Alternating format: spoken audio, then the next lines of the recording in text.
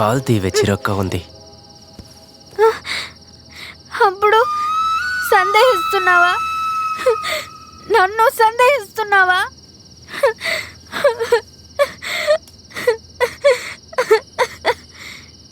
నిన్ను పోయి నిన్ను సందేహిస్తానా?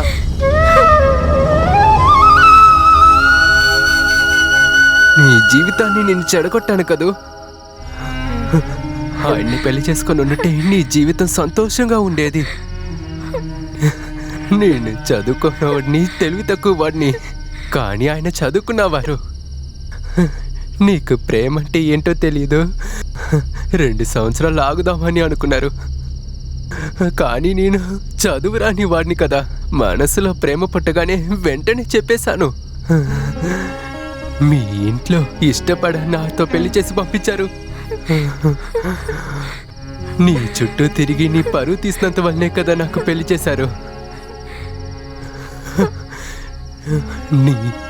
నీ జీవితాన్ని నేను చెడగొట్టేశాను.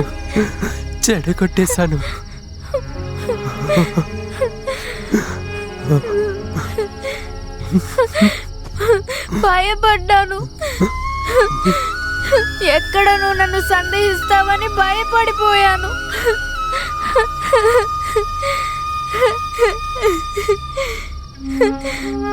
నేను బాగుండాలని అనుకున్నావు చూడు. దీనికన్నా నాకు ఇంకేం కావాలి? ఏంటి సంతోషం? సంతోషం ఏంటి? డబ్బులు అనుకుంటున్నావా? మంచి మనసున్న భర్త నువ్వు ఉన్నావు. మనసుకి నచ్చిన ఈ జీవితం ఉంది. నువ్వే నా సంతోషం, నువ్వే నా లోకం, నువ్వే నాకంతా.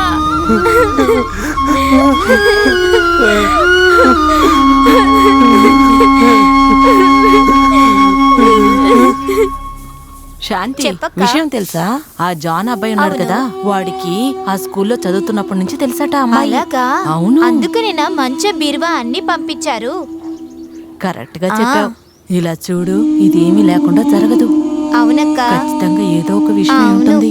రే ధర్మ, వాడు ఊరికేం వెళ్తలేదురా. తెలివిగా జాను జాన్ అని పేరు చెప్తూనే వెళ్తుంది. అన్న ఊరుకో అన్న, పాపం శేఖరు. శేఖర్ చాలా గట్టివాడురా. సరే వస్తాను. కూతురు గురించి ఎవరైనా తప్పుగా మాట్లాడితే చంపేస్తాను రా మిమ్మల్ని, చంపేస్తా. పాటలు కింద పడయ్యా, చెయ్యి కోసేస్తుంది. చెప్పు. బోస్ని చంపేస్తా. వాడు నా కూతురు గురించి తప్పుగా మాట్లాడుతున్నాడు, వాడిని చంపేస్తాను. రాణి వచ్చింది, దానికి వినపడుతుందేమోనండి.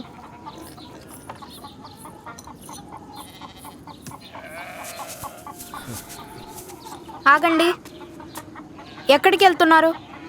ఆఫీస్కి. వెళ్ళొద్దు. హే, నా మనసులో ఏమీ లేదు.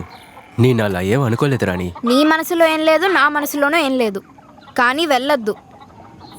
రాణి, మనల్ని నమ్ముకునే కదా ఆయన వ్యాపారం స్టార్ట్ చేశారు. యజమానికి మీరొక్కరే కార్మికుడు కాదు.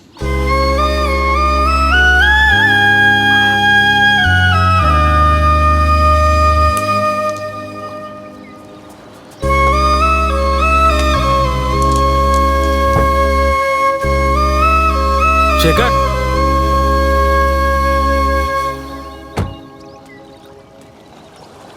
శేఖర్, శేఖర్ సార్ నిన్ను పిలుస్తున్నారు.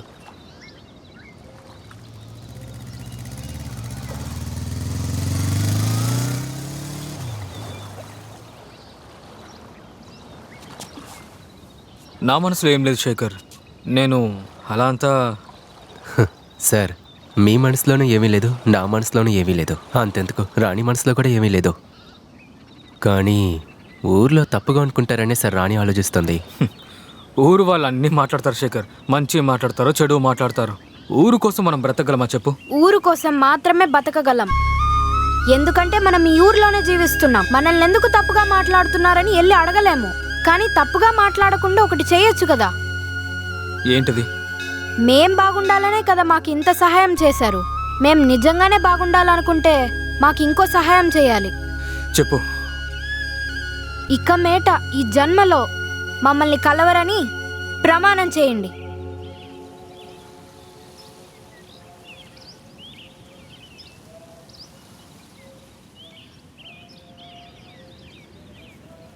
వట్టు.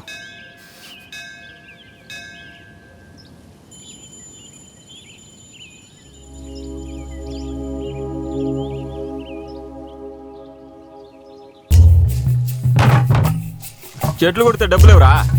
రేపట్లోగా డబ్బులు ఇవ్వలేదా విషయం వేరేలా ఉంటుంది.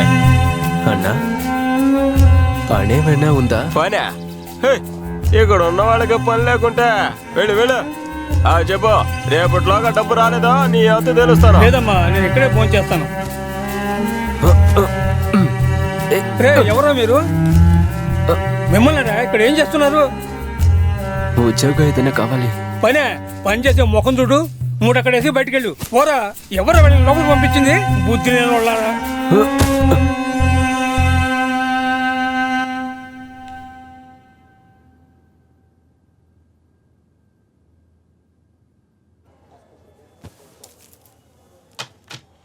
మామూలు ప్రసవానికి అవకాశం లేదు, బిడ్డ అడ్డం తిరిగింది. సో ఆపరేషన్ చేయాల్సి ఉంటుంది. నొప్పులు రాగానే కొంచెం కూడా లేట్ చేయకుండా హాస్పిటల్కి వచ్చి అడ్మిట్ అవ్వండి.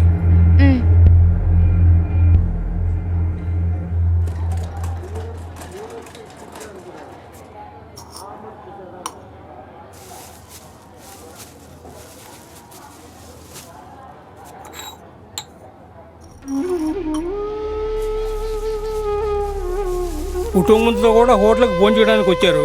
తమ్ముడు, నేను తర్వాత మాట్లాడతాను.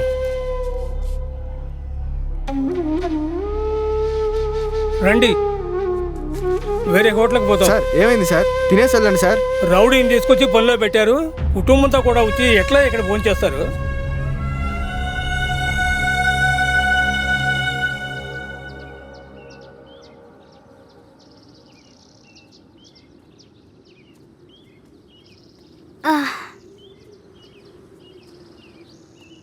ఒరే శేఖర్, నీ దగ్గర 200 ఉంటేవరా?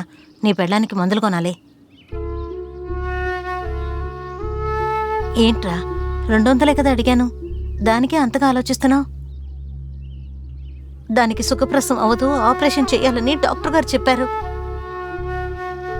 నువ్వు దీనికే ఇంత ఆలోచిస్తున్నావు? రేపు ఆసుపత్రి ఖర్చులకి ఏం చేస్తావురా? ఏమయ్యా శేఖరు, నిన్ను పనిలో నుంచి తీసేశారంటగా? సమయానికి నేను అక్కడ లేకుండా పోయాను. సర్లే, వేరే చోట చేర్పిస్తాను.